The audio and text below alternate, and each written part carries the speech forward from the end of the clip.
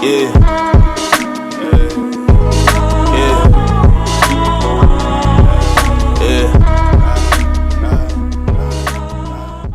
yeah.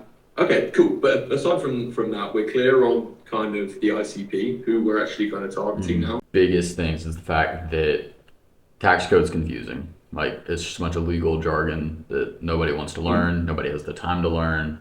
Even if they try, they probably aren't going to be able to understand it. The second thing is that a lot of accountants, and I think I might have mentioned this to you, the average age for an accountant now is 55 years old. So there's more people leaving the industry than coming in, and the ones that are still in it don't understand modern business at all. They Okay. don't understand that somebody can be selling a product online and making a lot of money. Getting those early wins and kind of like step five, getting them like excited for what they're doing, not delaying the results too much, but keeping them kind of like we're moving in the right direction. For sure, man. Have a good one. All right, Speak to you Sam. soon. See you, buddy. See you later. Bye bye.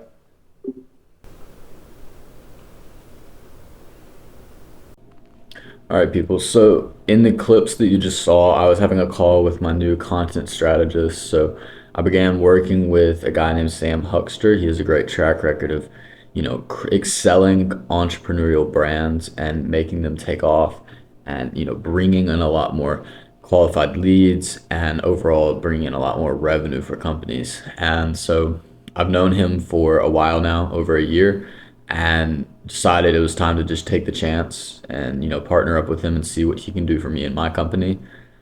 Just because I felt like things weren't growing fast enough, and I'm looking to grow a lot faster than what I'm currently at. I want to scale. I want this to be a successful business, and sometimes you have to take the risk to do that.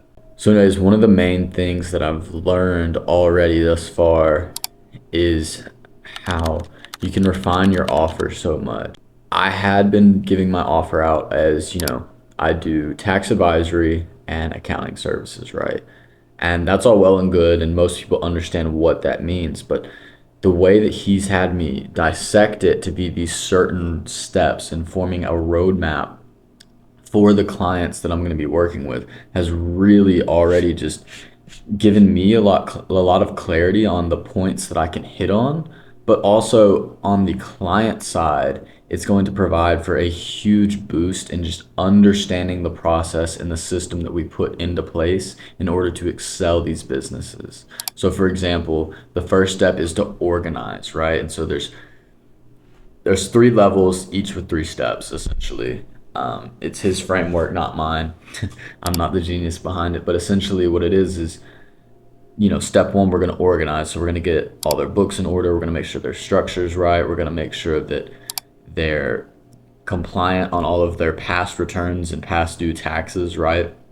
And then the second phase is where we start working on the strategies that we can implement now. We start being able to project their cash flow, project their estimated tax savings based on the moves that we're making, and also just making sure that we're documenting everything that we're doing, right? Substantiating all the moves that we're making. And then the last step is, or the last phase rather, is that we are implementing the higher level strategies. So we can start doing things like retirement accounts, investing in real estate, accountable plans, higher level tax strategies that really move the needle, right? And then along with that is the implementation on the tax return, making sure that everything that we do throughout the year actually makes it on the tax return, right? And so that's that final phase where we can finally just look at everything that we've done and reap the rewards from everything that we've done. And I think that when you really break it down into a client journey such as that, it makes it so much clearer, so much more clear for the client, but also for me. And it also just makes the whole sales process so much easier. So it's already been super useful. I'm excited to see where we go, excited to see what all we're able to accomplish together, because I think it'll be great, great things. So yeah, today filming some content, which is another thing that he's going to be helping me with, but we're still kind of refining that and how we want to go about it. But gonna get some content out because I need some content to post on YouTube, but also on Shorts. So gonna be getting that out. Gonna be working. Yeah, got a couple meetings tomorrow. and one on Friday. So it's currently Wednesday. And so yeah, busy week. Just gonna keep staying at it, just keep working. And yeah, shaping up to be a good week so far.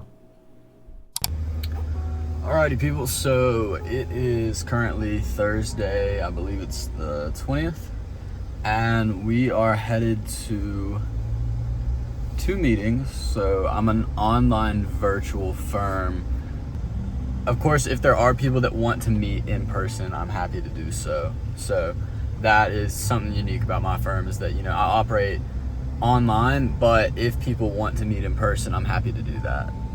So today, have a meeting with a guy who is a few years younger than me that I've known since college. He's in real estate, so super promising guy. So gonna meet with him. He kind of wants to go ahead and start a relationship of some sort in terms of the accounting and tax stuff. So gonna see how I can provide value to him, see what I can do to help him out. And then later at 2 p.m.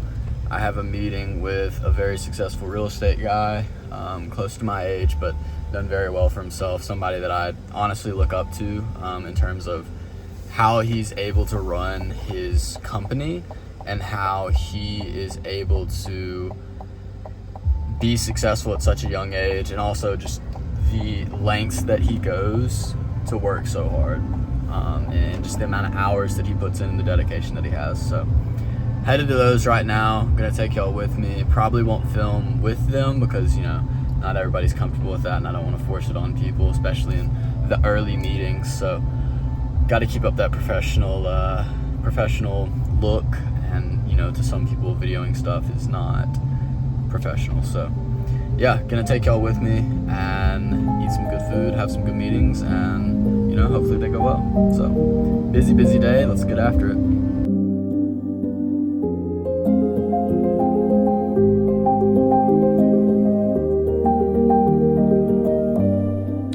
So I just wrapped up going on a quick walk, kind of that I do every Sunday. Call it a founder's walk. I kind of just analyze where I'm at with the business, analyze things that are going on as well. Along with that, you can see behind me, filled out the weekly planner for my company, for my life. And over here on the right side of the board, there is a Bible verse that I wrote for the weekly verse. This week it is Psalm 112:5-7.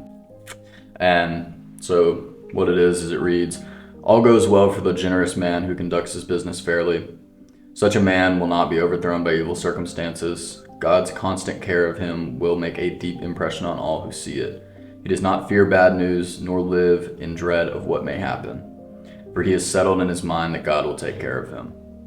It was sent to me by my buddy Colin Chisler. You'll have seen him on here a couple times. He's helped out a lot with my company, and he sent it to me and just said he felt that it fit with me, and I 100% agree. I think that being generous with what we have is super important. All the blessings that God gives us, using that to bless others that may not be as fortunate, but just also knowing that we're in His care. Like He is going to take care of us in more ways than we can ever imagine. So just always keeping that in mind as we go through our lives. And the thing below it is my reminders for the week. So I like to give myself sort of reminders, mantras, affirmations, whatever you want to call it, for the week. And one of the ones that I wrote this week was just that I wanted to remind myself that the decisions I'm making right now will determine how my life is going to look in 5 years. So if I'm spending my time on things that advance my business, advance me as a man, that's good, and it will affect me positively in the future. But if I'm choosing to get caught up in YouTube or get caught away from work for too long and not focusing on my craft, then that will also affect my life in the future, but in a negative way.